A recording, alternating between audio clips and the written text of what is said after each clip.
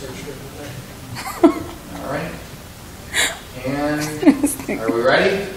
Yeah. What's that? And 5, 4, 3, 2, 1. Welcome everyone, and thank you for tuning in to episode number 4 of Afternoon Cocktail.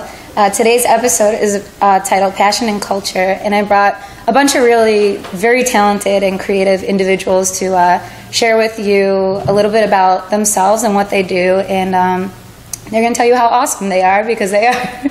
So first, for our first segment today, we have our round table, and I'm bringing my friend Chuck Udicci to come speak with us today about passion and culture and what that actually means. Are you going to come over? Yeah, very much so. In the meantime, also, I have Gary Bruce Werzer, who is working on our his contribution to our blank canvas for our Color My Canvas portion.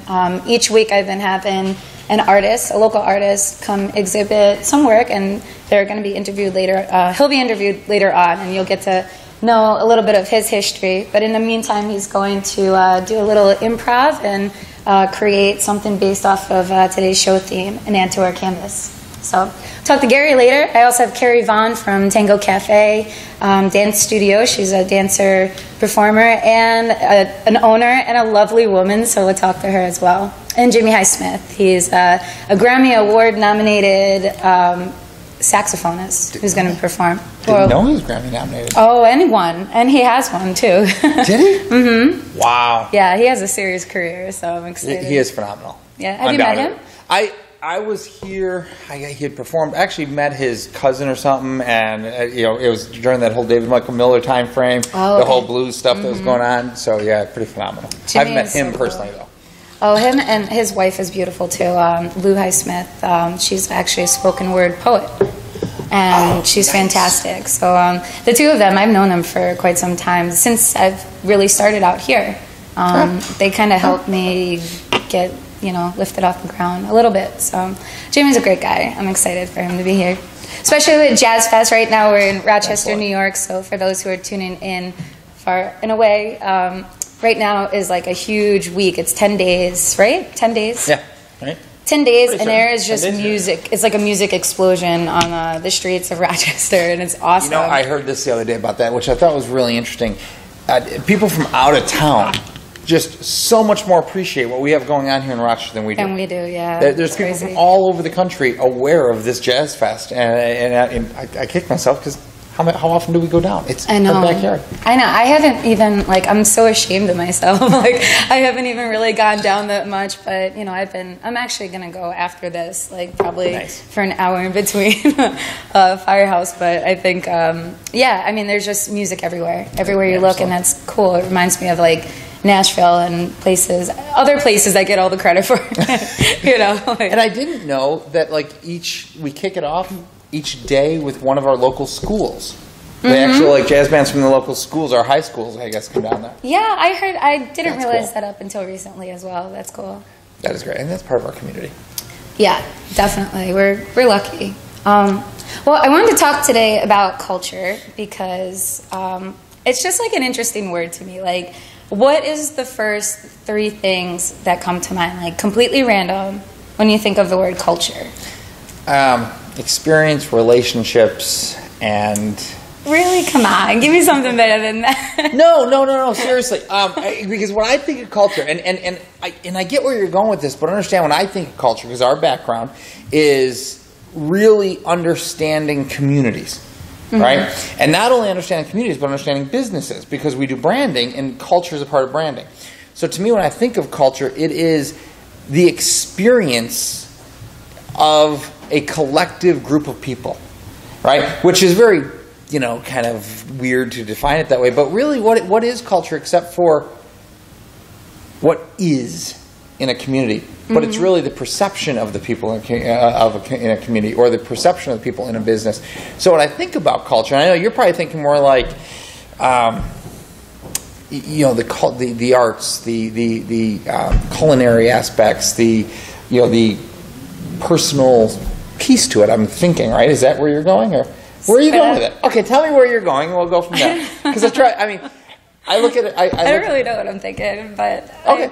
I just have a lot of random thoughts regarding it. But well, I look at like a culture. I see what you're saying. Like, I mean, it absolutely makes sense. But you know what it made me think of when you said this? Just to poke fun at you, it makes me think of like, you know, like when somebody goes and steps up to the podium for an Academy Award, and like the first 3 things they say, it's like Jesus. This shouting goes out to Jesus. This one goes out to like the Academy, and then Mom and Dad. You know? Oh, I forgot Mom and Dad. Hi, Mom. Yeah. But I think it's important for the work we want to do and for the differences we're trying to make. I mean, understand the work we're here to do is to change a culture of poverty, right? Mm-hmm. Poverty is actually a culture. It's a way that you think. It's the influences of your life, and it's where you were brought up. What do you think? What were you exposed to? What are the opinions that have influenced your life, and what is that? How do you perceive that, and then how do people perceive you because of it? It really is. It's the experiences in life cause you to act a certain way because you believe. Those are those beliefs that you have that cause you to act a certain way. And you know, we look at things like what's going down in Kenya right now, where we're trying to raise some money through our campaigns, and you've got a culture down there of death, right? Yeah. So I know that's not where you're wanting to go with it. So I would sit there and go like, well, how about the culture in say like Rochester? Right? What's our culture in Rochester? And I'd sit there and go, normally come back and answer your question a little bit easier. Music, entrepreneurship, and diversity. All right? If I were to explain what our culture is in Rochester, I'd probably use those 3 words. But I don't know. Tell me what you're thinking, though. Well, I think about a lot of things because I think it's such a like broad term, and that's why I bring it up. You know, because I think it could apply to a lot of different scenarios, different situations. But like, I think of culture like I was watching CNN. That's how I like wake up in the morning. I watch a lot of CNN for like the first 2 hours, and like, you know, they're right now for the past month they've been airing stuff about the '60s culture. Okay. And there's so many different segments to it. There's like, you know, the whole like Martin Luther King, like, you know, like civil rights, you know, and then there's John F. Kennedy's time and his period. You know, like there was so much, the music, like everything, like, but all of that makes this one great like era, you know, period of time. Yes. You know, and I think of that, you know, how all these little smaller things interplay. Yeah, sure, entrepreneurship, art, you know, music, what's going on in your local community. But then so much far abroad, there's like all these other local communities that are like, when you put it all together, that's culture as culture Americans, I guess, you know. Could we say that culture is an expression of your experience? Of course. I mean, but our experiences are affected by our culture. Absolutely. 100%, right? Because that's where our beliefs come into. Like you know, if you're raised, you were raised in New York City, right? Well, Long Island, right? You certainly you had different influences than what we had growing up here in Rochester, and you're going to have certain beliefs, and we get into like now the whole diversity concept is saying, so what do we do with that? Like those influences we had in our life, does that mean that those influences are correct? Are they wrong? I actually have had that conversation. Like, how do you deal with something and go, okay, I understand that that's what you see, and that's what you believe, and that's what your experience has shown you, but it doesn't need to be reality. Right. Because it really is just opinion in many cases, but it's interesting. Culture is very broad. Well, you know, and then like when I think of culture, like I think of like pop culture. Yes. And how much that like influences, like think of like the Marilyn Monroes, the Andy Warhols, to the Lady Gagas, to like everything that's around, like what we respond to, like as human beings, like reality TV. You know, like why am I watching these stupid people? Good you know, question. Why are you guys watching this stupid person? You know, like, you know, I think of like these things. You know, like why would anybody have interest in watching me right now? You know, but to some people, like, that's what they watch. I watch Jenna Marbles all the time. Do you know who Jenna Marbles is? I'm not. I'm actually, what's that? Okay. So what do you think that those are? And the answer is probably both. But do you think that those are results of our current culture, or influences on our future culture? I think it's both. Okay. You know, I think it's like our current influences, and then I don't know. I just feel like everything kind of follows, you know. But like you said, like when you think about these countries where there's some real serious stuff going on in the world, you know, on the other side of the world right now, you know, and their culture is influenced by, you know, murder and, you know, all these terrible things, you know, like here it's so different, you know, but that's their way of life and that's what they know. And then these kids that are growing up in these generations, who knows what the heck they'll become, you know, like if hopefully it's not that, you know, but that's all their culture, you know. And you think about like, and it's the pop culture, which I think sometimes for myself, I look at it like, hey, I get it. It's kind of who we are. By the way, just a little new feature we have this week. Courtney Burns has just tuned in. You actually can. That'll start flashing the names of people who are watching if they actually start logging in. Hi, Courtney Burns. Hi, Courtney. How are you? It's nice to meet you. That's really neat. So yeah, we just kind of had that tuned on. Again, we're always playing with something. Cool. Good work. It's fun though, like not fun, but you think like the pop culture and is that we so appreciate it here, and it really does allow an expression and opens conversations that you may not otherwise have. And you're like, that's a good thing. But then can you imagine when you talk about like the children down in Africa who are like being taken and made into like murderers? The pop culture seems so irrelevant. Mm-hmm. But that's the whole thing. Culture is so broad. Yeah. So culture is so broad with that. But so what was on your heart when you started thinking about culture? Well, you know what? I guess this all stemmed from, I was trying to think about what I wanted to talk about today, you know, and I thought that, you know, there's a lot of conversations that, and I think what we're trying to do with this show is that there's a lot of conversations that just need to be had that are not being spoken, you know? So I think like tying that in with culture, you know, I think in terms of creating a positive tone. Yes. It all starts locally.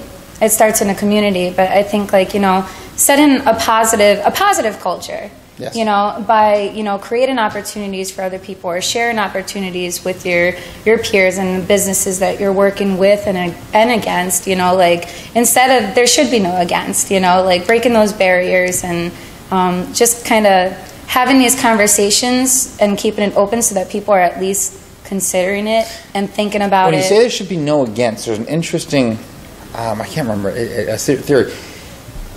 There has to be boundaries. Yeah. Which is the weirdest thing. There has to be boundaries. Because if you don't have boundaries, you have no structure. If you have no structure, you have no integrity. If you have no integrity, you have no stability.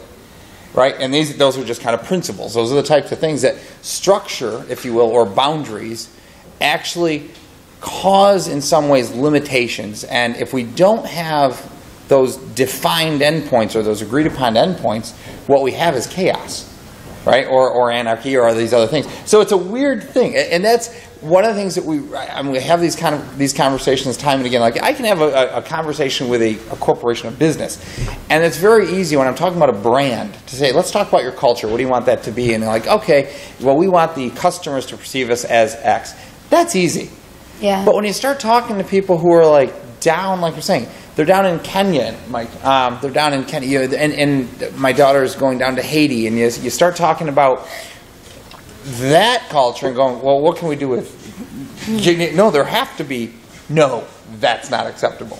Yeah. Right. So it's odd, but in our society, we kind of are at the point. No, we should accept everything, but we can't because if we're down in Haiti and we said that. Yeah. So it's a weird. I love the conversations. I know. That's why I volunteered you. Yeah. I love the conversations from that. Chuck had no idea that he was going to speak with me today. Yeah, there we go. You know? But you also had on there passion. Yeah, I don't know. Like you're just like the first person I thought of. So, all right. So talking about positive culture. I don't know. Do you have anything else to elaborate on that, really? Well, I like actually what you said there. Bonding with like-minded, shared attitudes, beliefs. That's it. You nailed it with that. I mean, culture, bonding with like-minded, exactly. Shared attitude, beliefs, values, goals, practices. That, right? And if I were to sit there and say right now, if we could define our community, I would love to get a movement going, to say, let's define the culture of Rochester together, all of which we're going to live up to those beliefs together. And we can agree upon that we can have differences of opinion, but this is what we're working toward in kind, right? So when you're approaching this big hill and you're doing this, what type of cape would you wear? Think of, I had this conversation with a friend at the bar recently. Like, I was like, think of how many different types of capes there are. Capes? Yeah. Were you smoking something? No, but I don't know. I think weird stuff. No, you really don't. Capes caught me up. But this guy that was bartending was wearing a cape, and I was like, sweet cape. It was jazz fest. I don't know. Maybe he was feeling festive and getting down with his bad self. But I complimented his cape, and I go to my friend. I'm like, you know what? He could have chose to wear any type of cape, but he chose to wear a long one. Mm-hmm. And as a bartender, that's kind of an interference. I would wear some sort of cotton cape that could be made into a swaddle, so any children along the way, we could wrap them in and carry them up. Right? Do you think if it was extra long, then you could hold all the babies that follow you? No, not all of them. But what we could do is start swinging it together and put let's stop it. We're done. We're done. Let's wrap this up. But I don't want you to miss. What about passion? You missed the passion part of it. I mean, I feel like passion. Okay, so here's what I think about passion. Okay, yeah. I think passion ties into it because, especially for creative people, I think passion is the catalyst to make you want to do things and to, push forward in what directions we choose to follow, maybe, or what we're good at, those are usually the two motivators that take you in directions in life. It's sort of like your talent and your anger combined. Right, is where it's what is that thing that when you see the injustice you want to work again, and suddenly you recognize that aligns with the talent that you have, and you can somehow make a difference between those two things. Yeah. One of the things I find, for me, when people talk about passion, and they talk about it in the terms of love and this romance, and I'm thinking, no, that's that fleeting thing. That's that thing that does. I think passion is the thing that every time you come up to that mountain, you go, I'm going over the mountain because what's on the other side, I need to do something about. Yeah. I need to make a difference on that side. And for me, that's when we first met you, your passion for, I'll say, promoting others. For not even, I hate the word promoting there because you so believe in this community's arts. You so believe in the music. You so believe in what Rochester has to offer. That truly, that passion comes across, and you're you want the world to know. And it wasn't about Amanda Ashley. It wasn't about something about you wanting. It was about you trying to do something to let everybody else thrive. And I think when we're working in our passion, that's what we find. Yeah. It's not about us, but we find a way of lifting others up in the process. But I think people just need to feel good about themselves in general. When there's, good things going on, why not acknowledge people? You know what? I'm going to wear a damn cape. And it's going to be sparkly, and it's going to be freaking awesome. Yeah, I'm going to have my flower to match it. Yeah, we're going to do a cape night now. You watch out. We're going to have a cape now. No, but absolutely. That's just kind of fun. And you're right. We should feel good about it. We should feel good about the work that we're doing. Well, people should be encouraging each other, Yes. I think in anything, even if you're, I said this, to my family back home. I went down to Long Island, a week ago, and I sat with my aunt and my cousin, and we're talking, I was saying how it's kind of sad, because, everybody's grown up, and we used to be, a really, really close family, and we still are close, but, now people are having children, and things it's just life, and people start taking care of their own, Yes. and we're missing out on a part of each other, but I don't know what we were just talking about. I have no idea. I just thought about a cape again, and then encouraging one another. You're just stuck in the there we cape. go. Yeah, I thought about a cape for a second. No, but yeah, encouraging one another, and I was saying, sometimes we'll talk down to each other, because we're family, and you tend to be jerks to each other once in a while, It doesn't need to. We do it all the time. We treat each other terribly, right. And I was like, you know what? We should not be treating each other like this. We should be encouraging one another, That's right. and trying to make that other person want to do better for themselves or do, you know, like everything, you know, like. That just really messes with my mind. It's like, I love you and I'll treat you the worst in my entire life. Yeah, isn't that crazy? It makes no sense, right? I know. I hate myself for doing it when I do it, too. Don't hate yourself. Well, I think about it. You're supposed to like yourself. You just said it. Remember the cape? Yeah. Okay. All right. Thanks, Chuck. Are you like ready to move on now? Yeah, we should probably. Because I think I've probably taken way too much of your time at this point. Thanks for intruding on this and involuntarily. Actually, it was a lot of fun. Yeah, that was fun. All right, and now we've got Tim Maslin in there too, which is fun. Hey, Tim. You see, it's actually like it's blinking back and forth. Yeah, it's kind of fun now. Should we do like a sponsor break? Oh yeah, we'll do a little sponsor break and we'll do the cutting out. We're gonna BRB, right and I'm coming back with Miss Carrie Vaughn. I'm excited to speak with her. So hang tight. All right, thank you. Thank you. All right, so now we're going to.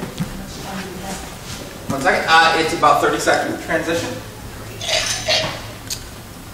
So we're not doing music at all. What's that? We don't have music at all. We can. I don't know. I can't leave YouTube right now. Yeah. We've got to get some like the royalty free stuff going. That stinks. Should I get Oh, you already did? I was gonna say you should have control Q on the that little thing there. But all right, where's your? You want to keep that? All right. We gotta fix this. This presentation doesn't. I could have. All right. Well, when she gets ready to get back there, I'll actually on the we'll cut it and then we'll just lose it in 1 second and we'll be good to go. So it's control Q on the. All right, we just lost our count. It's gonna be a little more than 30 seconds. Ooh. All right, you guys take that from here and we'll. All right, we will be right back just shortly. Let's see here. I like that we have viewers now. That's fun. That's cool. And let's see if Tim is actually listening. Tim, change your name if you can hear us. Okay. You got it? The name? I have no idea. Makes some sense. See, that was, I love how we did it, but we really should start getting, we should actually just have it as a list so people can come out. All right, so what I'm saying here is we'll go to the control Q. Just click on Really? But that's not gonna, just to start it again? it. Yeah. But it has to go through on each one individually? So we want to start here. Yeah, okay. Just Now it's going. Yeah. That's why we have to fix the Okay. So I'll just manually move through it when you're ready. And we'll control Q this one in. What I'll do is. If I can get the time.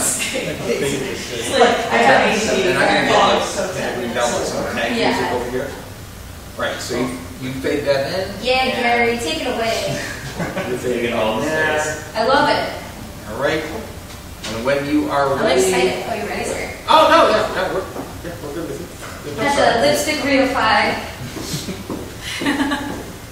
Alrighty, and Am I on right now? yeah. We're back, and I have Miss Carrie Vaughn coming. She is owner. She's a dancer, first of all, and she's owner of Tango Cafe Dance Studio locally here in Rochester, New York. Amazing woman. Carrie, come on and hang out with us. Hello. So, I found your bio so interesting because I had no idea that you were not like formally instructed, and that kind of blows my mind because I feel like that's really courageous, actually, because think about it, like I feel like most people would be afraid to do something like that because of not having any formal training, And having the feeling like they had the authority to teach. Well, I was certainly dancing a long time by the time I decided to go in business. I had been dancing for probably, 15 years maybe, or 12 years, something like that. But it was through a different path. I wasn't, trained in ballroom or tap jazz ballet as a kid. I always say I was a heavy metal chick in high school. So it was the 80s. It was the 80s. That's fun. Well, you know what? I think it's funny because, like, from a musical standpoint, like, I have friends, like, my one friend, was convinced he couldn't teach bass because he like didn't have formal training. And I thought that was the most ridiculous thing because, I mean, this guy... Did he know what he was talking about? Did he know what he was doing? He does. I think there's something that goes, you know, I think just because you don't have formal training, I mean, look at people in business. Right. You know, like, I don't really have any formal training in business, but I think I'm a businesswoman, you know, like, above everything. So, like, I think, you know, training doesn't really mean it as much as an experience does. Right. And it's certainly with teaching, teaching is the skill. You know, the dancing is what you're teaching, but it really, there's a skill in actually being able to get somebody else to do what you're saying. I think it's more so rewarding, sometimes too. the best dancers don't necessarily make the best teachers and vice versa. Oh, yeah. I think so. I definitely think so. Yeah, I thought that was, like, crazy when he told me, like, he wouldn't teach. And I was like... that doesn't mean anything, you know, and I thought, I actually had that moment myself, because, like, there's this camp called Girls Rock Camp. I talk about it all the time, like, because I love it. Girls Rock Camp? Yeah, it's really cool.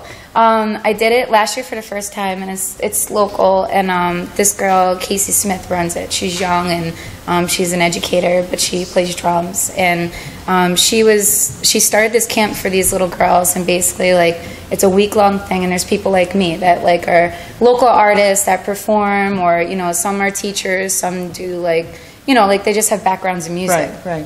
But it's not about that formality as much as it is to set, like, a positive example for these little girls and to show them what life's about and, like, how you should enjoy, you know, like, enjoy the music, like, enjoy what you like to do. Right. You know? So I'm sure there's stuff like this for dance, you know, like a dance camp. Yeah, there are actually. Kind of funny. My early days of dancing was in the sacred circle dancing kind of community, and I would go to dance camp. Yeah, you know, but it was adults, you know, dancing in the woods, you know, but it had that really strong community feel, you know, to the point where you had to almost integrate back into regular society. Like even walking through the grocery store after being away at camp was kind of a surreal experience. Sure, but and then, you know, even in the social dance community, we call them congresses. You know, sometimes there's a salsa congress, or there's weekend workshops that you can go to. So it's very much like going to band camp. Yeah, that's cool. I love that. I used to get teased a lot, actually, in my corporate job. People, when I would say, "Oh, I'm going to dance camp," they'd all the "I'm going band camp" jokes would come out. So, you know, I mean, I'm sure you're grateful for it, though. You know, that probably absolutely, taught you stuff actually, that, without a doubt, without a doubt. Definitely. Now, like, tell me about the day, like, you decided, like, I'm going to open up my own studio. Like, how did this all, like, happen? Oh, dear. June 6, 2008, I was let go of my corporate job. It was 2008, along with, you know, millions of other people who lost their job at the time. And at the time, it was actually my worst fear. My worst fear was losing your job. Yeah. So I lose my job, and you know, that's my whole identity. You know, I mean, I was raised. Talk about culture. You were talking about earlier.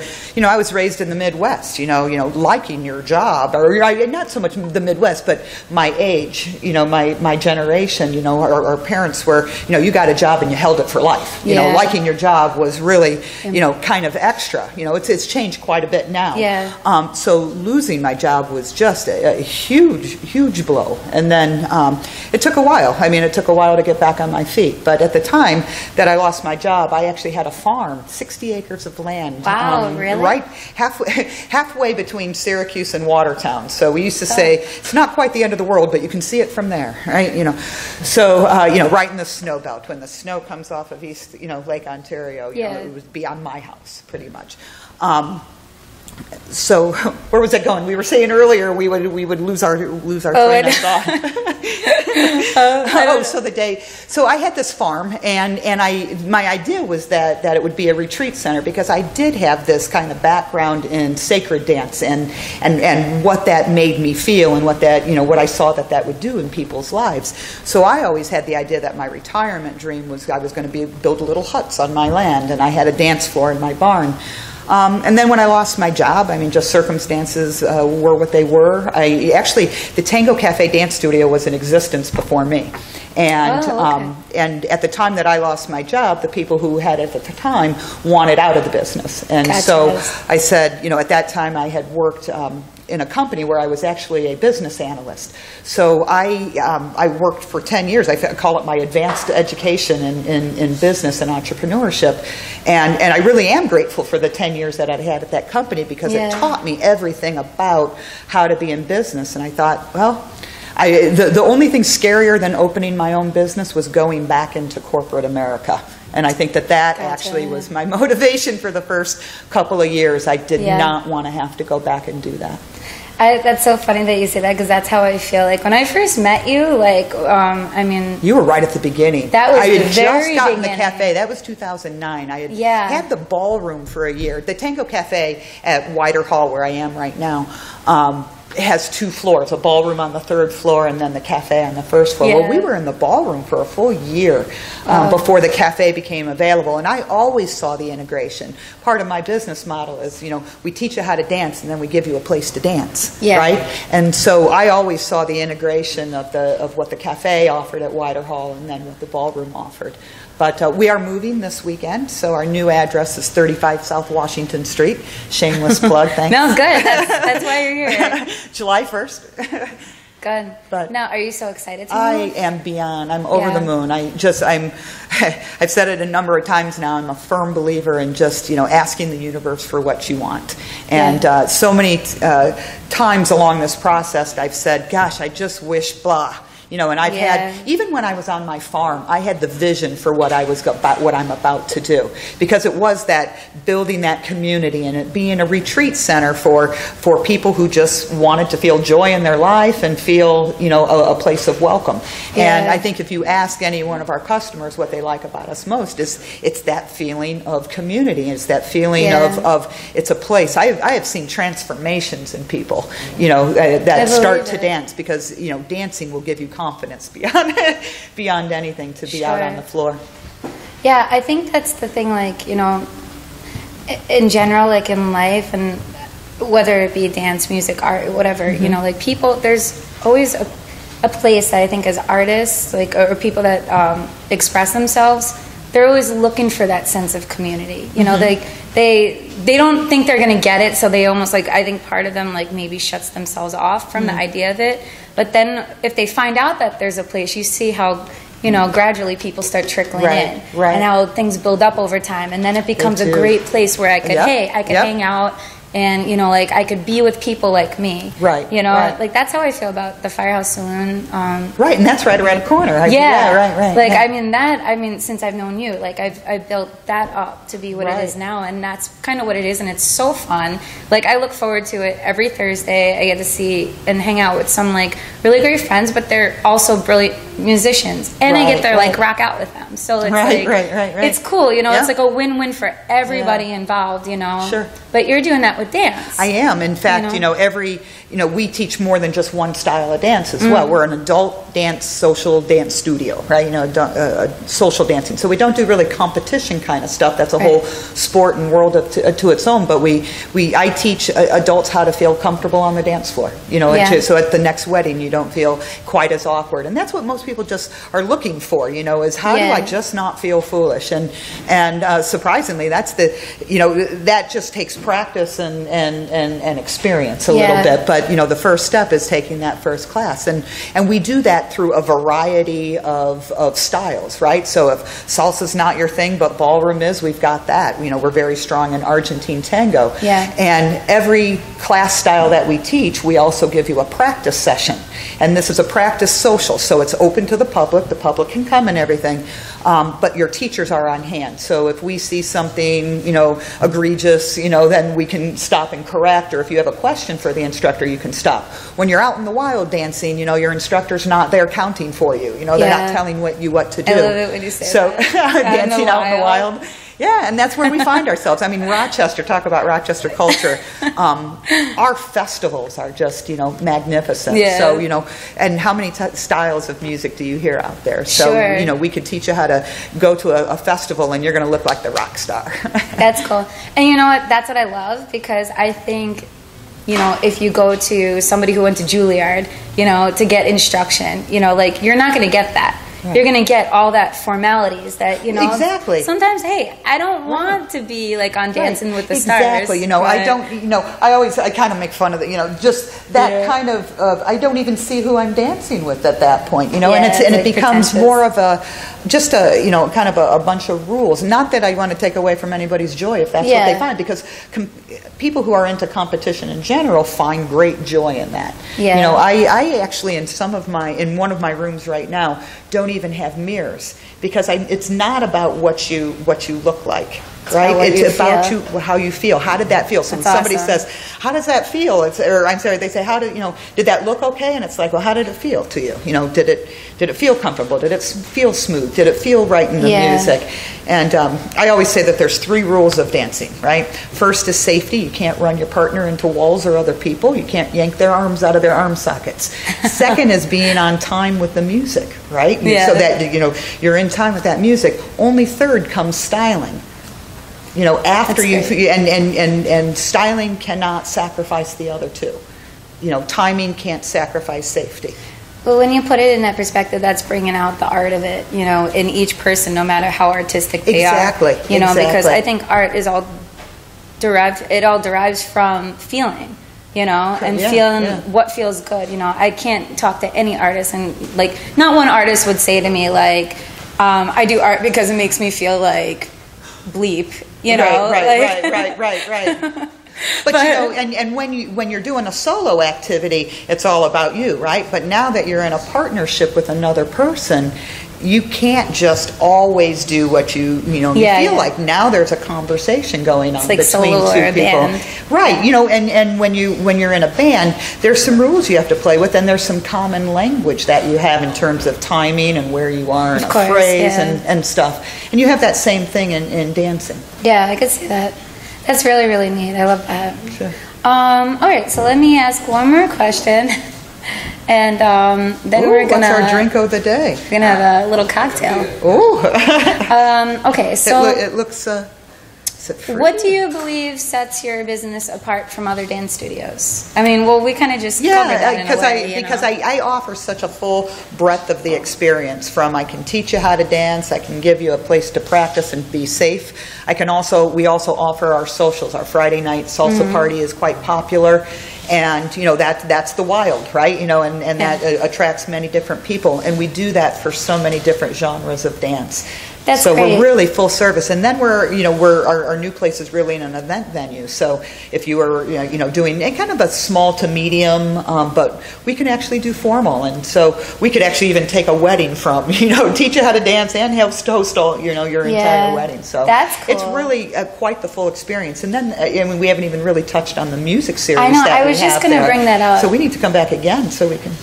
I was gonna bring that up because I think to me, like when I wrote that question, to me what sets your venue, I know about Tango Cafe because, I'm not a dancer. Probably the whitest girl on the dance floor you'll ever meet. La Blanquita. Unless I have a lot of cocktails in me. Then I think you're about to get one. No, I'll have to have but it's the music that's how we met, through the music. Yes, and right? She does a lot. She does a ton of events. You have a singer-songwriter thing going on. Fandango with the Tango every Sunday night. And it's the motto there is it's free to get in, you pay to get out.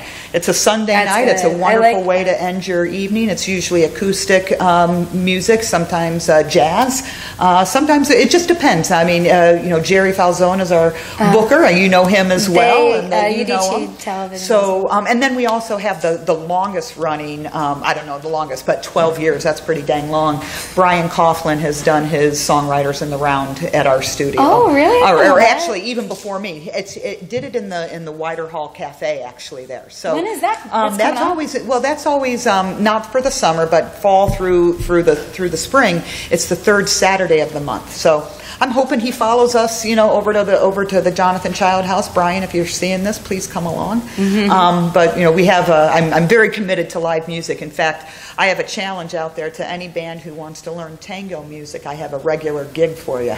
Really? I have a regular weekly gig for you. So. I want to learn tango music. That's hard. That's what I'm looking forward. So I like, if I can teach you how to, I'm the incubator for dancers. I like the idea of being an incubator for music, and I like being actually even an incubator for business ideas. So. Well, also, hooray! Oh my gosh. We have some cocktails. Okay. Thank you. We're just going to move that one out of the way. This looks amazing. I don't know what this is. Let's see. So we have a Blue Sunset. This is compliments of Blue Bar and Grill here in Rochester, New York.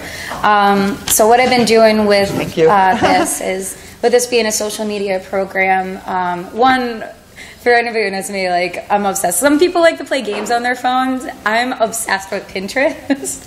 Like, I'll just sit there for like 10 minutes and like look at all these quotes and like start like thinking about my life. But anyway, they have great drink recipes if you're ever looking for even like to cook dinner, something easy. I mean, if you feel like being Betty Crocker, like you go to Pinterest and you click on those little categories and you'll be on it for like an hour. But I have my own account and I'm posting some of these drink recipes. They're all easy to do, easy to make. So if you have an upcoming function that you're catering to some cool friends and family, make this. This is a Blue Sunset. It was made with Svedka, clementine, vodka, soda water, orange juice, pomegranate flavoring, and blue Curaçao. Wow. Yeah. So we get to try these? Yeah. Let's do it. Looks good. So, I will post this, and you'll have the recipe in your hands. So, we're just going to tease you. But cheers. Cheers. Thank you for doing this. Thank you. And I think, and I mean, just to kind of finish up and wrap up what I was saying, I think, the thing that attracts me to your business and what I think makes you stand out is the fact that you tie in a lot of things. I mean, do you still do the art? Are you going to still do art? Probably not at that house. No offense. I know you used to do that. Only because the venue. Actually, what I'd like to do is see if the Historic Society has some art, possibly. Only because it is the Jonathan Child House. Do you know who Jonathan Child was? No. Rochester's first mayor. Oh, really? This is his mansion. In fact, he married Colonel Rochester's daughter. That's how. So this is a really significant building. Alive? So. Well, no. So he's in. I think we need to take this away from you. That was my dumb question of the day. So is he in Mount Hope Cemetery? I hope so. We could be neighbors. So you got to say what my. Yeah. So speaking of, so Carrie sends me. I'm like, Carrie, send me some facts about yourself. Yeah, I was like, send me some facts about yourself because I'm trying to write up these questions, which I didn't use half of them anyway. But I ended up, I was like, what's your goal for the future of Tango Cafe? And she writes back, and I just chuckled for a quick 30 seconds because I was like, she's like, my goal is to be included on the tour at Mount Hope Cemetery, which is I want to be a stop on the Mount Hope Cemetery tour. And I thought it was so funny because I was like, I didn't even realize they did tours up until 2 weeks ago, right. And I passed by it, and there was a sign, and I was like, well, I mean, it makes sense. Right. There's Susan B. Anthony, and I don't know who, and Tango Jonathan Child, and Frederick Douglass, I believe. Frederick Douglass, I should really? see, yeah. That's cool. So that means I have to do great things over the next several decades. So. I think you're off to a really great start. Thank you. And yes, so tell them the new location one more time. New address is 35 South Washington Street, and it is the Jonathan Child House. Great. And TangoCafeDance.com is the website. So if you're looking to shake a tail feather at an upcoming event and you want to get your Miley Cyrus twerks down. Oh, dear. Do you have do people ask you how to twerk? That's a whole nother story that we don't have time for.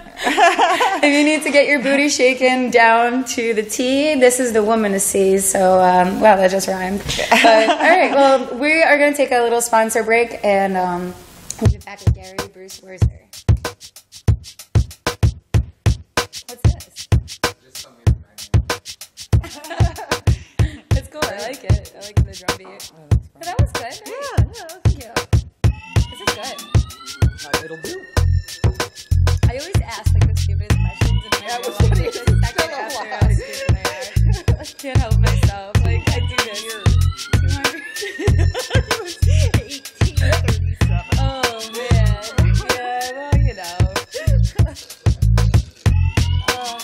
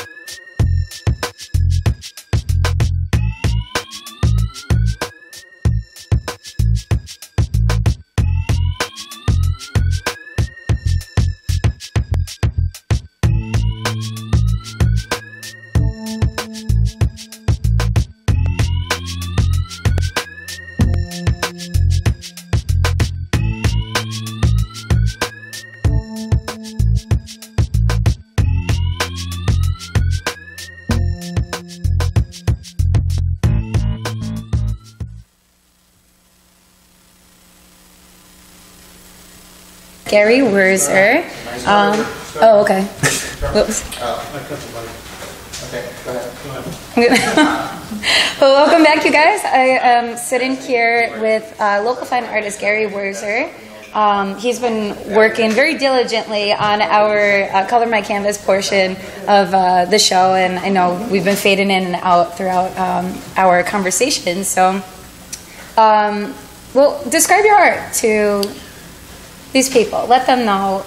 Tell me about yourself. The best way to describe it, my art's two separate subjects. There's the paintings I do, which are mainly colors, textures. There's really no subject matter. They're loosely based off landscapes. And then there's another subject matter. It's kind of like witty sarcasm, like the shitbirds we were talking about. Sort of based off events that are happening in the world, events in my life, stuff like that. Sure. Almost like self-portraits, but there's a lot of humor involved, which I think is important. Yeah, very important in artwork. So. I think so. I mean, I think people forget to not have to be so serious. Yeah. You know, sometimes. Especially with abstract art, there has to be some lofty idea or some philosophy behind it, and the colors mean certain things, and drips represent this. And I mean, it's just, people forget to have fun. I think that was brought up quite a few times in the first two guests. So. Oh yeah, I think so, definitely. Like I think that's how I feel like as an artist I've personally grown. Like I notice that I have a lot more fun with the things I do, and I'm not just like, I'm not so focused on like looking like an idiot, you know, like I used to be. Like now I just know I look like an idiot, and I just like roll with the punches, you know. Care. But I want to say, so tell me about like this painting that we have. This is one of Gary's pieces, and you could view all his work at garywurzer.wordpress.com in case you're interested in clicking away right now. And tell us about this piece. Yeah. So this is loosely based off a landscape, and the only reason I say that is because there's a horizon line, if you can kind of, and a little bit of perspective, but I mean, I enjoy the endless possibilities that each abstract painting has. I mean, there's no, okay, I'm drawing a portrait, and when I'm done with the portrait, this is exactly what the portrait's going to look like. Do you normally paint on like wood like this, a surface? Or yeah, I mean, no, go ahead. I mean, it's depends on the techniques I'm using. This was a lot of scraping and going back and forth, and the textures create a little bit more depth with the painting. Sure. So is this acrylic? No, it's oils, acrylics. I think I dumped polyurethane on it. It's a bunch of different. This was a smelly piece. It started very smelly. Yeah. I remember, like when I was in school, I went to Fredonia, and I went to school for art. So like I was a painter, and you said you like to paint really large surfaces. Me too. And like when I'm sure you had the same. Did you have like your own studio spaces? Yeah. So at Cleveland, we had just like a little cubicle that kept getting smaller and smaller each year because there's more and more students would come in. That happened with us too. But it was the Art Institute at Cleveland that you went to. Cool. How was that? You had a good time? Yeah. I mean, the formal aspect of and the whole BFA process. I mean, it's just. I mean, you can't really tell professors like I just like to paint because I like paint. Yeah. It's like, no, you have to have some lofty idea. And maybe there is that I'm not seeing yet, and that comes with the becoming more a mature artist. Maybe you can look back on it, but I mean, you need the work first before you can really try to explain what's going on. I think it's so funny, like when I think back to being an art student, because I think like, in life in general too, like when you grow up, there's all these like, we've been talking about this whole show, like those kind of like formalities, and you go to school and you're going by a syllabus and you're going by guidelines, but like when you step outside of the world and once you're done with school, and you're in the wild, as Carrie said, like when you're in the wild, everything changes, and it's like everything you learn like doesn't apply because like you're struggling or you're trying to like, There's also a huge loss, I think, with the community aspect, because you do build. Cleveland was a very small group. I think there was 20 kids in my class or something like that. But after that, you just don't have that community anymore. That background, that back we can fall back on and be like, okay, like tell me my work's good because no one else does it. In the real world, people won't. You know, they don't give a shit. You know, so community is very important. So I think so. You know, I think just like having a place to go to where like you could be influenced by other people, and I think being a creative person, I think it's really important to be around other creative people. Yeah. No matter what it is, you know, like it doesn't have to just be like the same thing that you're doing, you know, like just like getting like that perspective, and then it all comes back to your work, you know, like when you're inspired by what's around you or like the people that you're surrounding yourself, I think it makes it a lot easier to want to continue to create, yes. You know? Yeah.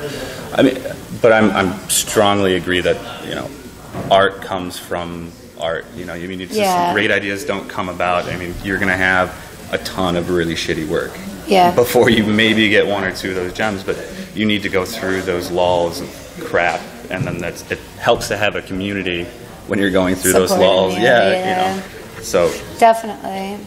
How would you say, like, I mean, do you feel like your art's, like, changed drastically since when you were at the Art Institute of Cleveland, or to, like, now, like, your current work and, like, what you're... No, I mean, it really hasn't changed too much. I've become a lot more sarcastic, I think, with my work. And, I mean, sometimes I'll put jokes into the work that the viewer will get and some viewers won't, so it's like the joke's on that viewer that doesn't get it, and everybody else is in on the joke, you know. So I mean, I've become, I don't want to say jaded, but maybe I've become a little bit more jaded with the art, the whole art scene, the higher art scene, the bourgeois, you know, good taste, what artwork sells, because I mean those are questions I deal with every time I create. You know, it's like, well, am I doing this for myself, or am I doing it for someone else to sell a painting or get my name out there? I think you have to remember to be yourself first before you could, you know, because I think if you're not, you know, I think about that as a songwriter, you know, like, it's like, all right, I could write, I mean, I do have songs like that I try to challenge myself and write specifically for like other genres or well, you'll never grow if you don't. Right, yeah, like I mean, I just constantly do, I think like just get into the act of doing it regardless, but you have to do it for yourself, you know, because if you're not happy, then how do you expect like somebody else to like that? Yeah, you know? I mean, and the viewer that's actually interested in your work will see that integrity and that honesty in your work, and I mean you can see it, and it's plain as day in some people's work that, you know, but sometimes that doesn't sell. So, you know, it's like, you know, I have a job to support my other job, which is art, so it's hard to find time. You know, I mean, you have to make money, you have to pay bills, but you know, how do you find that? It's tough being an artist. Like I know that. I mean, honestly, like that's kind of the reason why I do music more. You know, like it's not that I have to do stuff like this show and like stuff like that I do, like what I was telling you, like with you know, like upcoming projects with art, you know, like I try to keep myself around people like you because I need that, because that's what I'm lacking in my life right now. Like I'm not able to really commit the time that I wouldn't want to half-ass it. Yeah. You know, like I want to be involved in art, and you know, like the cool thing is I got this like phone. I got the Galaxy Note 3. Okay. And you could draw on it. And that actually, like, it's the smallest thing, but because I have it everywhere with me, like, I'm not, like, a game player and stuff. Yeah. But, like, if I ever have any spare time, I start drawing with that. And, you know, that's what keeps me involved in art right now, you know? Yeah. You know, I try to make at least one piece of art a day. You know, a day? Yeah, That's make great. a rule. I mean, even if it's the smallest doodle to working on a painting I've been working on for years. So it's good discipline. Yeah, I mean, you know, live by simple rules. I think it'll be a little bit better, easier to make art. You know. Totally. So. Yeah, little simple rules. I think it's good to have a little discipline. You know, for sure. Okay, what about? I mean, has there been any like real challenges you feel like you've faced like over time as an artist that you feel like you've grown from, or that you maybe continuing to face? Or? Yeah, I definitely went through, I wouldn't say like a meltdown, but existential crisis almost in college. And it was because of that we're talking about, like the viewer and who I'm creating work for, and then finally it's just, after I got out of that whole scene and the pressure, and it was like, I'm happy doing work. I don't have to be in shows. I don't have to sell work. I can do the work for me now, and I'm not making it for my professors or an A or to get through college. So, it's different now. So that was my main hurdle. Yeah, it felt like I think it's a common hurdle, though. Yeah. I think most people will go through that at one point in their life, especially like somebody that's creative. Like I know I did. I still go through. I go through that like once a month. Like no joke. Like I don't know. But I think that's good. Like what gets you through that? Just creating again? Yeah, forcing myself to do something and keep it going. Because if you don't use it, you lose it. Really, it's as stupid as it sounds, but it's honest. It's true. You have to keep going, even though it sucks, and sometimes it's like pulling teeth, but you have to do it. Yeah. And then. I go through lulls, like I was saying before. Sometimes I won't really do a big piece, and it'll just be a bunch of really small stuff. But at least I'm still doing it. I'm keeping the ball rolling. I'm still climbing that hill. Is that passion that kind of continues to drive you to the best places and to keep you moving forward when you're in a little bit of a rut, pothole? Yeah. And then my job too. I could not be in a desk doing paperwork and on a computer. I have to be, making something at my job. And I've gone through. You're a carpenter. I'm a carpenter now, and then I was. That's art. Yeah, I was a TA at Fredonia over the summer. Really? Yeah, me too. And I taught with Alberta. I can't. It was a pre-college program for high school students, so it's like their first experience of how college art classes are going to go. Yeah. Instead of 45 minutes, they're 2 hours and 45 minutes, and like live new models. Kids are like, oh my god, naked people. So I love that. The nude modeling classes. Those are hard though. Yeah. Like those are my favorite. I actually my friend told me there's something around here that's outside of classes that outside of formal classes. Yeah, there's. I don't know if the Memorial Art Gallery still does. I think there's a creative workshop, but I don't know if it's just for kids now. Back in the day, I used to volunteer there. Oh, really? Time ago. Yeah. I would love to do something like that because I think that's as an artist, I felt like that was challenging to my brain because it's mathematical almost, because how you're breaking down proportions, how your body, how many heads are in your torso, that's and crazy stuff. Females' hips are tilted a certain way, and men's aren't. It's even from a biological standpoint, there's a lot to it, and you wouldn't think you get past the fact that somebody's naked in front of you, no matter what they look like, and some of these people, you get it all. So it's I don't know, it's funny, but I think I would love to do something like that in current time. But great. Is there anything else? What did you say you had something upcoming or? Not at the moment. I would love to have something, make some shows or something. But I was looking at the shoe factory, but the application fees is what I hate paying to show people my artwork. Yeah. When there's nothing. It's maybe I should just get over it, but $65 for an application fee, and it's I don't know. We'll see. I know that Starry Nights is always looking for artwork there. That venue's not bad. So there's a lot of places locally. If you look, I'll even send you stuff if I come. You should go look into Love and Cup. Have you been to Love and Cup? Yes, actually, I applied there a long time ago when it first came up. But I should definitely look at that. There's a lot of places around town. If I think of stuff, I'll make sure I message you.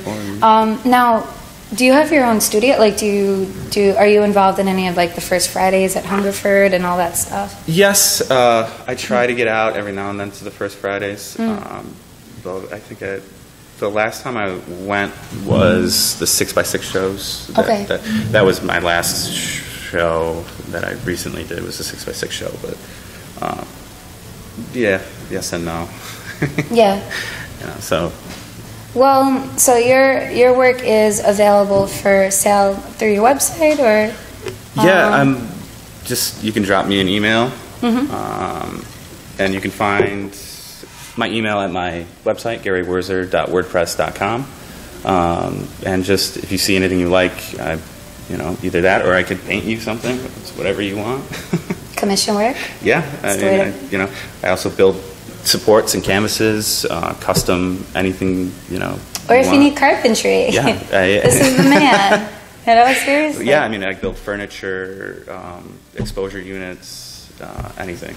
Cool. I can do it. Is that your own business or? No, I work for my uncle. Oh, okay. So, it was nice. In college, I ran a wood shop. Yeah. So I did millwork, and I was like, I can't pay my student loans. Can you please give me a job? Yeah. That's a great skill to have, though. Are you kidding? It's nice, actually. I was just reading an article about how people are going away, not to down anything that's going on here, but going more to the social media and the electronics and going away from skilled trades and things like that. So I don't know. It's interesting how it's flip-flopped. It's gone almost secular, because 40 years ago it was all manufacturing and tool and die, and now that's all gone over to China. And so we've gone over to social services, so talking about community, how it's changed. So cool. Well, thank you for doing this and being a part of this. I wish you the best of luck, and make sure you keep in touch with me, because I think there's a lot of cool stuff that we could, for sure. Let's hang out. So you guys, this is Gary Wurzer. Make sure you check him out. He has a Facebook page for his artwork. Also, garywurzer.wordpress.com. Check him out and keep an eye out for him on the scene, because he's doing really cool stuff to our canvas here. I was like, Gary, please connect these things, make it all, he's tying things together very nicely for us. So it's good. Thank you. Thank you. All right, we're gonna take a little break, and we'll be back with some gumballs. I'm very serious about that. Yeah, you gotta stay here for this. All right, we're gonna have a gumball.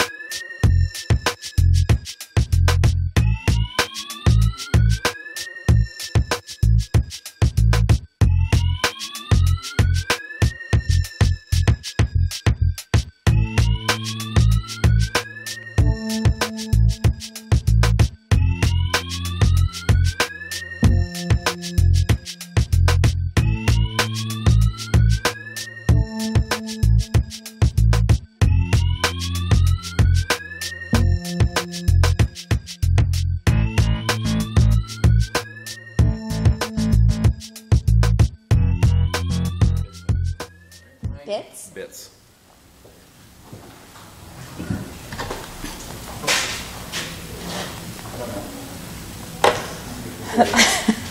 Jimmy, go ahead. There we go. And then back. And alright, we're back.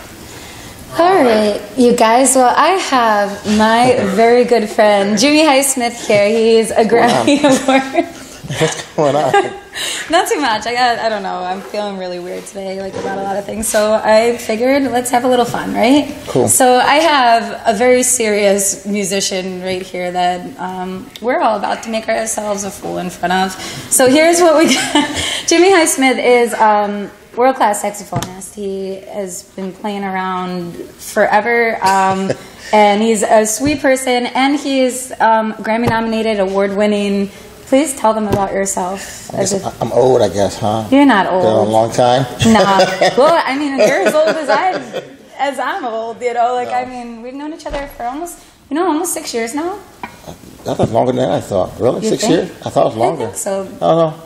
At least. At least. It's been a pleasure to know you. Yeah. Oh my God. Likewise. Quality talent. Are you kidding me? Yeah. You're the quality talent. No. I feel blessed to know you. Come on. Likewise. What's up with these orange balls? Okay, so I was thinking, I don't know, we could do this. I'll let you pick. Do you want to do this before or after your interview? I don't care. I'm easy. I'm thinking what we should do is I'm getting everybody involved in this because Udicci.TV, we did this over the past weekend with Rochester Women Magazine. They had this expo. It was a health and wellness expo this past weekend. Mm-hmm. So I got invited to perform at it. Udicci.TV was there doing a broadcast, and there was all these vendors. It was I mean, hundreds, right? There was a lot of people. Okay. Lots of different business vendors and everything. Okay. And I show up, so everybody has their little, like, section. And I show up, and Udicci is, like... sitting there with like 10 boxes of pizza and these like bright orange gumballs, and I'm like, what kind of food? And nothing to drink. So I'm like, these boys need, this is where you need a woman in your life, you guys. This is where you need to call Amanda Ashley. But I'm like, what a selection of like food to offer. Gumballs. So I come into here today to the studio, and this gumball thing still exists. And so when I was at this fair, I was chewing one of these, and I'm like thinking the whole time, like, it's one of those things that you put in your, it's just like awkward to chew. So I think what our contest should be is, I want all these guys to come here. Come on, Gary, let's get Mike, let's get Chuck. Lou, I would love it if you'd want to be a part of this. We got Lou Highsmith in house. I mean, we're all going to chew one of these gumballs, and the first person to say any word in clarity that comes to mind regarding our topic today. So it's culture and passion. So think of three things that come to mind, like when you just hear those words. Well, she's a poet, so she can't be involved. Yeah, I think actually, she's probably going to have the deepest one. Exactly. What we can really make this fun is we have to first blow a bubble. No. It'll be like an how about whatever words we all say, she's on the spot to make the poem up right there. Little freestyle. All right. We're putting Lou to work. All right, so we got to chew up gumball and say a word that is relative to culture or passion. So you could be like saxophone, or Lou could be like Andy Warhol. You started. Did you see this? Did you see? No. Oh, you got it! You guys all got a head start. Who's doing? What is this? What is going on? You guys are all fired. Bring it out. I do another one. Let's do this. On a count of three. Let's go. Are you ready? All right. Count of three. Wait. Everybody's like starting again. Okay. All right. Are you ready? This is the Gumball Challenge, number 1, with Jimmy Highsmith and Lou Highsmith. Gary Wurzer. Ready? Cheers, guys. Cheers. Yeah. Gumball. Cheers. You don't want cheers. All right. Not hard. No, I have to. I have to too. It's just so hard to chew. There's so much gum in them, which is it's just too much. But the Yeah. The sugar is ridiculous. It is ridiculous, right? I have a plethora of ideas about music and culture to talk about today. So I just won. I'm just gonna move my arms. I just won. You just won? I just won. Yeah, I understood you. So now. To the Grammy nominated award. All right. That's my. There we have our one. Jimmy Highsmith. The winner of the gumball. Jimmy. I taught you well. I'm gonna come. Good job, Lou. I am the outcome.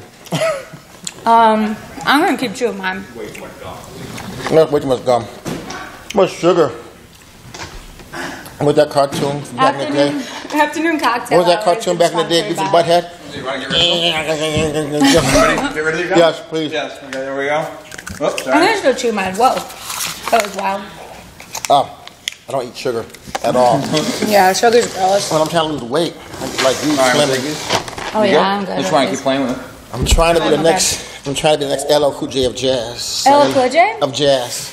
Do you lick your lips enough I sure to hold do. up to that? I think so. LL think Cool so. J. I always think you're like your lip. You got a piece of gumball. Hold on. You got it. I'm on TV with gumball on my lip. Wow. You know, Bad. this is what I subject you to, Jimmy Highsmith. So on a serious note, like, Okay. tell to somebody who has never met you before, who has no clue who you are and how amazing you are. Unlike me, could you tell these people, like, what is something you want people to know? I'm crazy. Crazy? No, I'm kidding. No. I am truly honored and thankful and grateful to have made a living playing music. It's a dream for most people. Yeah, I might sax appeal. I've never noticed that before. Really? That's amazing. Wow. I mean, being of the fraternity of being a jazz musician, and I call it a fraternity because everyone isn't a jazz musician, and personally, I don't want to limit myself to just being a jazz musician. I like music in general, whether it's country, jazz, hip hop, anything that's positive and melodic and inspiring. I want to play it. So I feel it's a gift to be able to do that, to create music. It's a gift from God, and I feel there's a mandate on me to try to contribute to the world with something positive with that gift God gave me. Right. So I mean, I don't know how to describe myself. I'm a regular guy who likes to play music and make people smile. That's who I am, and I've been fortunate to travel around the world and play with great musicians. A lot of brilliant musicians, from Whit Such Marsalis, him, and opened for Alicia Keys and Natalie Cole. I don't know. I hate dropping names. No, Chris but you know Bodie. what? I mean, I hate dropping names, but I mean, the Wooten brothers, Victor, Joseph Wooten, we're playing a show together and acting in September, me and Joseph Wooten are. I mean, I just, you never know what opportunities are afforded to you to get them. And music has given me a lot of opportunities to meet people and play music, and I appreciate it, I've never been the guy who keeps track of names or takes pictures with artists. I went to NAMM this year and hung out with Stevie Wonder and Really? Oh my Eric God! What was that Leventhal. like? Stevie was cool. I mean, he shook my hand. Hi, Jimmy Highsmith, and that was cool. I mean, it was a quick statement, but just to breathe the same air he breathes was amazing to me. My buddy Ryan Kilgore plays saxophone for Stevie Wonder, and just the whole NAMM experience was great. I think anybody who plays music should go to NAMM. NAMM is like it. NAMM? The NAMM Expo in California. Oh, okay. It's awesome. It's Yeah? 5 days of just music. And you have, I had endorsements with Silverstein Ligature and with Andreas Eastman Woodwinds. Wow. And I went out as an artist to represent those companies. And you see everyone from, like I said, myself to say Elton John was there. It's just Stevie Wonder was there. Randy Jackson. That's amazing. Victor, I mean, it's like the who's who of music, but the cool thing is everybody has an artist pass, and we're all artists. Nobody cares how many Grammys or this or that you have. We're all just musicians, and we all play music together. These different little workshops and jam sessions. Then there was there was a concert with Sheila E. one night, a concert with Ed Sheeran one night. I mean, all these things were going on, and it's just there to just take in and meet and network with people. So I mean, as a musician, it's cool to meet these guys who are doing it for real. Of course, yeah. And it's also cool to network with them and meet them and exchange cards and share information, and look at where you're at in your career and say, well, what are you doing? What should I be doing to get where you're at? And vice versa. There's always an endless development in our careers of music to try to get to that next level in our career. And the opportunity to meet somebody who's doing it, you want to have an opportunity and take advantage of it. Yeah. Now, did you ever think, like when you first started playing, when you knew that you were going to pursue playing saxophone, like, seriously and, like, really doing this, how do you look at yourself knowing what your mind state was then? Like, who is that person in comparison to who you are now? do you feel like, I mean, with all these experiences, these great experiences and these people that you've played with behind you, like, how has that developed your music? And, you know, like, how's that, I should say, influenced your music? Because, I mean, you put out music all the time, and that's what I, like, respect so much about you. Like, I respect you in the sense where you're, like, just so humble and, like, such an amazing person, but then, and so supportive, and then at the same time, like, you have accomplished so much, and, you know, I love that you don't let that get to your head, because, like, it's a good thing. Nah, really, it's really admirable, you know, because there's not enough people like that. Like, I know people have done far less. They have, like, the worst attitudes, you know, like, and... Like I said, being a musician is a gift. You know, it's a gift. Any given day, I could lose a finger or lose a lung, or anything that could stop me from playing saxophone or music in general. So you can't take it lightly. You have to appreciate it, respect it. Getting the big head, you know, I think years ago, I got my first EWI, electrical instrument, and there's a guy named Everett Harp who's a monster EWI player, and he had a website, and it said, contact Everett Harp at AOL.com, you know, harp@AOL.com. So I said, hey, Everett, this is Jimmy Hyphen. I've got a question about the EWI, you know, can you tell me X, Y, and Z? A day later, my phone rang. This guy has like 6 Grammys. He's like the guy at the time in smooth jazz. And he called me, little old me, on the phone to give me an answer that was too long for an email.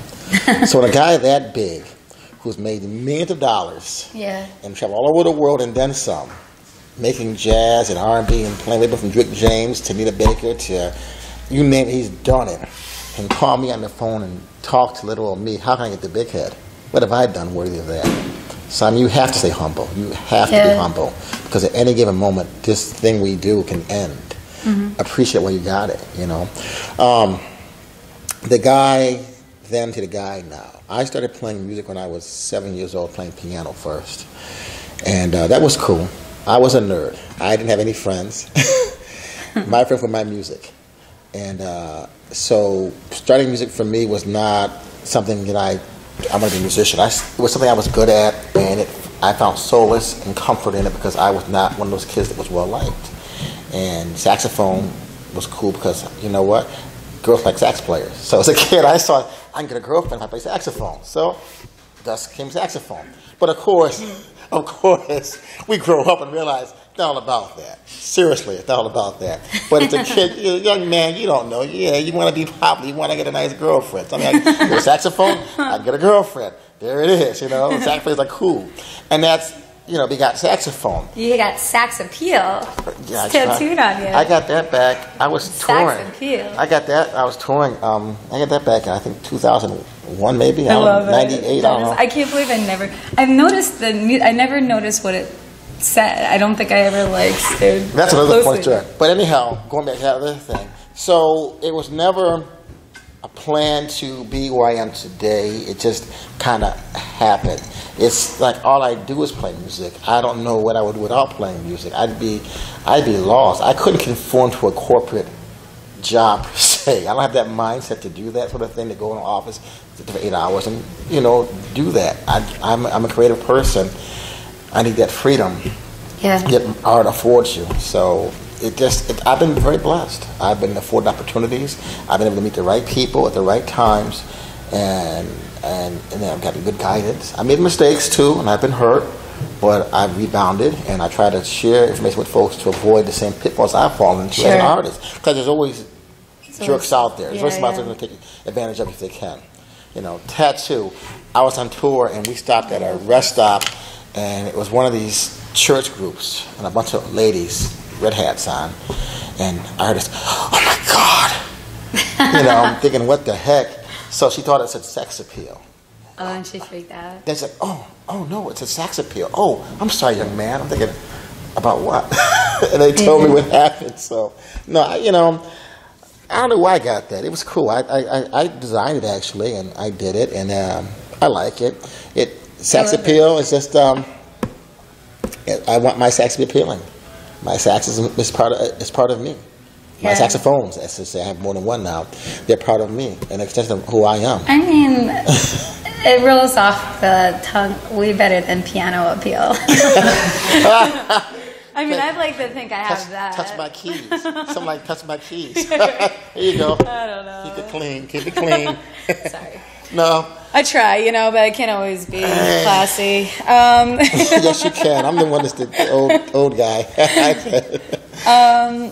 Okay, so Jimmy Highsmith, please tell me about Alicia Keys. I know it's probably not the priority things you want to talk about, but she's my idol, so I just got to hear something. She's a very sweet person. She's very cool. To open up for her was a really, really cool opportunity. I was extended by her. Her band was cool. Her BD was cool. It was BD meaning band director. Where was it? Like you were on tour with her? No, we did. I've done 2 shows with her. One was at the CMAC Performing Arts Center, and the other was at a private event. And the cool part about Alicia is that I played with her before she was big time and after it's big time. I mean, when she first got signed with Arista, with J Records, with Clive Davis. Yeah. She contacted me because we were going to be pretty much her band. So to get the phone call was pretty cool, and talking with her on the phone. I don't even know what that phone call would be like. It was cool. Like, it was really cool, and that was awesome, and then we became friendly. We did some shows, and it was awesome. Yeah. But she's good people. She's very cool. She's very beautiful, and she's very talented. She's very brilliant. She went to Columbia University for law. She's valedictorian, wasn't she? So she's a very brilliant woman. Yeah. Very smart and a great entertainer. I love her. Her new stuff is different than her older stuff. I prefer the older stuff versus the newer stuff. To me, it's a little bit too. I don't know. I'm a musician, so I'm hard on music. I don't call music bad per se. She's more but like songwriter. I look for certain attributes in songs to just give me that goosebump effect, Yeah. And I feel like the stuff she's doing now, it seems more produced than creative, like her earlier stuff. Where she I could see what you're got saying. at the piano and actually wrote some songs. It's like they're trying to really produce her stuff. But if that what the market will bear, if that's what the market's demanding, then you gotta do what you gotta do, obviously. Yeah. There's no way around that, So. But I would think she's at a point where, I don't know, like her latest CD I have on my iPod, and I think there's a lot of beautiful, like, crafted songs on it, and I think it gets overshot, like Girl on Fire. Yeah, that's more like produced. Well, I haven't heard the whole CD. I just heard the stuff on the radio. So obviously I'm hearing what's being marketed. That's so why. There may be stuff on the actual album tracks that I haven't heard. Oh yeah, there's some really good stuff on there. I mean, because I felt indifferent about like her last 2 albums, and actually I think I like some of them the best. Like some of the songs on her newer albums. But enough about Alicia Keys. We all know she's amazing, but I want people to know why else you're so amazing. Amazing. That's a big word. Are you still playing? You're still playing with Fatima? You have my little sister. Yes, my little sister. I love her. How's she doing? She's great. I was with her in the studio last night after her album. Her album will be out hopefully this year. Coming on really well. Myself, Paul Boutte, Levi Bennett, we're all working on it with her. Derek Bennett, Wycliffe Gordon, Herb Smith. Is Nate Coffey involved in it too? Or? He's on one of the tracks too as well. Okay. Yep, he's got a lot of people. It's a lot of musicians involved with this project. All original material she's doing. Great songwriter. I'm very proud of her. She's from Bosnia, and I adopted her as a little sister. Yeah. Love her to death. We're doing a show together Sunday for Ronacoit at Gazebo. Great. On Titus Avenue, I believe, What time does that start? 2:30 to 4 p.m. Oh, really? Early? Yep. You said this Saturday? This Sunday. Oh, Sunday. Sunday. Bring a blanket, some food, a dog if you want, and chill out and have. Oh, I could bring my dog? You can get us outside in the park. I think I'm going to be there because I don't think I have anything on Sunday. So we're doing that, and then we have a show at the Auditorium Theater on July 11th. Okay. With Marvin Sapp and Regina Bell. It's going to be a lot of fun as well. And she's got some stuff coming up later this year of her own she's dealing with. I'm not quite sure all the dates she's doing. I'm going to Atlanta this year. And then got a lot going on. I'm trying to actually scale back a little bit to spend some on a new album. You got the new track, right? Happy? For today, yes. I think we're gonna end our show with that's cool. That's getting a lot of radio play around the country, actually in Korea too now. Cool. This is very cool. So I'm trying to create a new sound for myself, and that's what I'm putting my focus on right now. Good for you. Now, like when you say you're trying to create like a new sound for yourself, like how did these sounds evolve without trying too hard? That's the key. We were talking about in the studio last night. Is my previous albums, I pretty much produced it. Bumper to bumper. I knew in my mind what I wanted. I hired X, Y, and Z musicians, said play this part, play this part, play right, and it was done. Where this album, I've gotten a lot of other musicians involved to actually produce tracks and give me I'm trusting them, saying, here's my idea, you run with this. So I can just focus on playing saxophone, not playing all the parts myself. Gotcha. So, like Happy was produced by Levi Bennett. I said, here's my idea, what I want to do, run with it. He came back with an idea, I added my part to it, and it's what it is. Yeah. So this album is definitely a much more of a collaborative effort, versus prior projects. Because I find that a lot of my songs, even though they're different keys, they sound similar, but it's all me. I wanted to find something different. I wanted the tonal center for the album, just a Jimmy sound, but I wanted it a different feel. So in order to do that, I had to get involved with other musicians that I can trust. That's cool. I can't wait to hear that. Yeah. Now, when's that going to be completed? That'll be out next year. So are you like averaging an album a year pretty much? No, not at all. No, I've really? done, this is my 8th album. I've been out doing this professionally since 1989. So what's your, when you put out these albums and stuff, how do you go into it? Is it like, do you go into the mind where like, all right, I'm going to put out an album, I want it out by this time, date, and then do you tour around with it? Or how do you, what happens after the album? Well, that's why this is different. Prior albums, I have right now about 25 songs in the can that I haven't recorded, just sitting there to be recorded, that I've written. And in the past, I would do that. I want to do an album this year, one every 2 years. And I'm going to have it done by this date. It's going to start this date. It's going to be this many songs. We call it this is going to be the premise of the album, and it's going to be that's it. And I'm going to totally support it. Where this time I wanted to do an album that did not sound like prior albums. That sounded different, had different vibes. And initially, the release date was going to be this year, but because of involving too many other people, I just couldn't get it done this year. So I'm taking a lot of the reins out of my own hands. When I'm doing it myself, I can control. I want it done by this date. It's done because I control everything. Where now, other than the financial aspect and the songs I want for the album, I'm not in control. I'm saying, here, Amanda, take this song and produce it for me. And you take it and produce it, and I pay you and you produce it, and you bring it back. That's what I have to do, and that's it. So it's definitely it's a little unnerving because I have to trust. Yeah. I have to trust people, but the people but the people I'm giving these projects to, I trust. Yeah. They're great musicians. So far, it's really cool. It's been cool. I think that's a really cool idea. It's definitely it's nice to step outside of structure. We've been talking about this all day.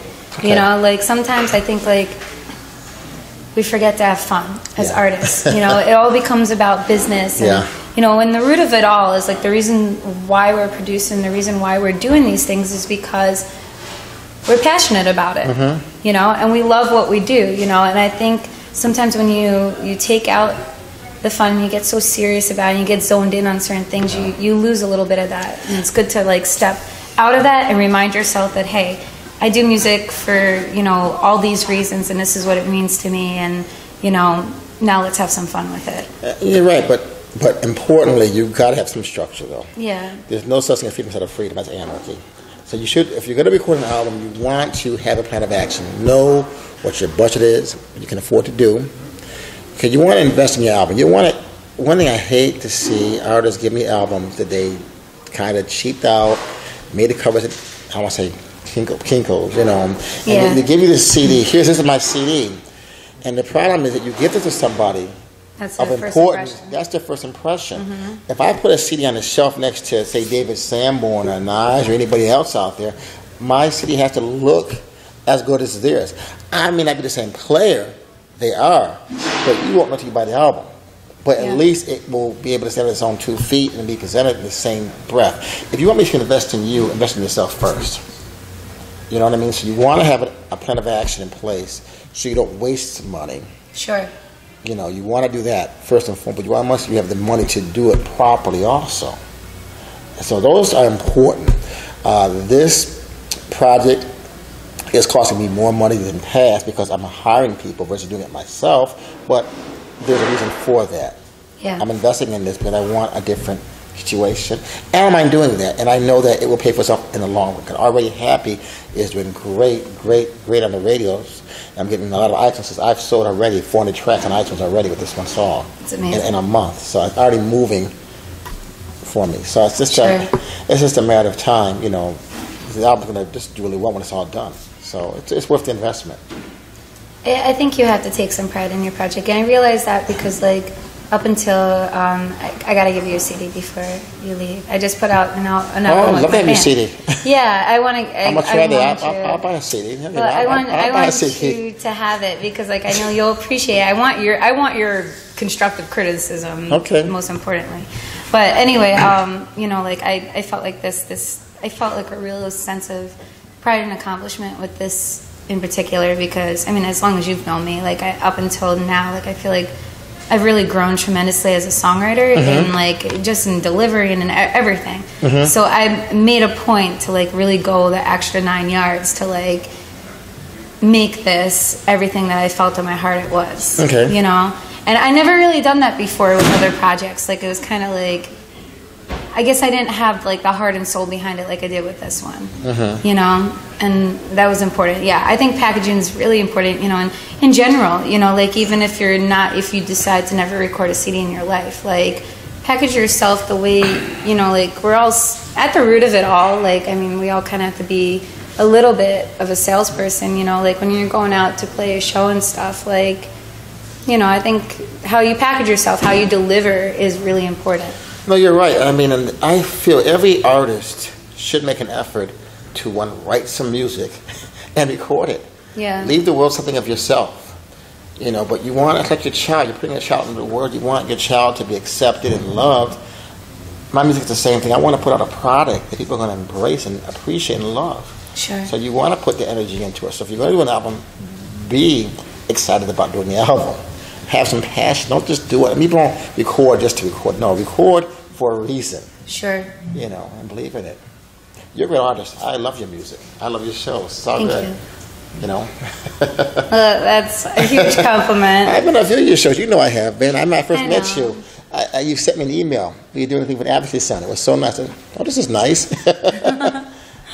Yeah, I mean, I love music. I love like growing, you know, like in general. So, and you've helped me grow a lot, and Cool. I feel very grateful for having you very and flattered. Lou as a part of my life. So, thank you for doing this and No for problem. being a part of this show. And so, when's Jimmy Highsmith? So, tell them again. You're playing this weekend, Sunday with Fatima. Sunday with Fatima at the Erotic Gazebo series on the corner of Kings Highway and Titus Avenue. And that's at 2 o'clock? 2:30 p.m. 2:30? I'm going to go to that. And our next show after that will be at the Auditorium Theater at 7 p.m.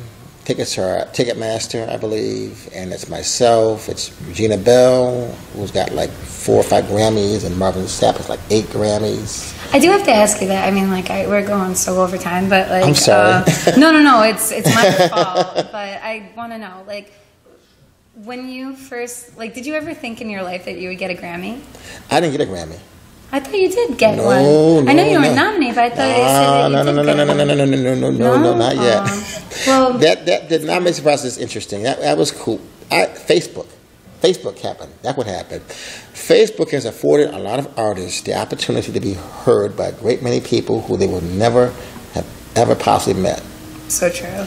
And what happened is the album Anthology of Sound got into the right hands by the right people via Facebook, and somebody, and they can't even believe it, enough to submit for a Grammy nomination. And I made it to the first round. There's 2 rounds. I made it to the first round. And that's where I got it. That's incredible. That's very cool. So, like, when you got that call, you were just like, I got the email. Well, I got the email. They submit a package. They submit a package and whatnot, because at that point, they have the 2 rounds. The first round, they put all the packages, and all the voting members vote on those CDs, and then they pick like the top 5, and that's the second round, what you see on TV. okay. So it was very That's it was very very cool. cool. It was very humbling. It was definitely a shock. I could imagine. I mean, I couldn't think of anything more humbling than that. So Yeah. that's cool. Well, thank you for making strides in the community and for being who you are and for like doing all this stuff. I look up to you and I think you're wonderful. So thank you. Thank you. You guys, that's our show today. Thank you for tuning in. I hope you enjoyed it. It's our 4th episode. We'll be back in 2 weeks with one more and another dynamic lineup of really creative, amazing people. Thank you to Gary Wurzer, to Jimmy Highsmith. Throw out your website to them. Don't have one right now. I took it down. Why? I'm remarketing myself. Well, you're on Facebook at I'm least. on Facebook. He has a like page on Jimmy Highsmith Jr. No, or it's the Jimmy Highsmith Experience. Jimmy Highsmith Experience. On Facebook. If you're local, go see this man. Like, I mean, you're ridiculous if you haven't. Yeah, that's my reprimand for the day. No, just kidding. But if you're not doing anything tonight, Firehouse Saloon, Thursday night, and obviously there's Jazz Fest, Black Dog Strip.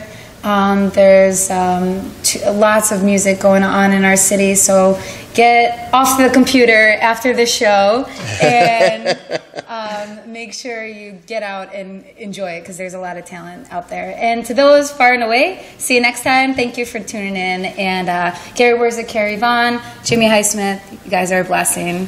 Likewise. See you next time. Peace. Peace. Yeah, this is the one, right? Peace out. Thank you. No problem. It's a pleasure. Yeah, I definitely want to give you one of those CDs. I think I know because like I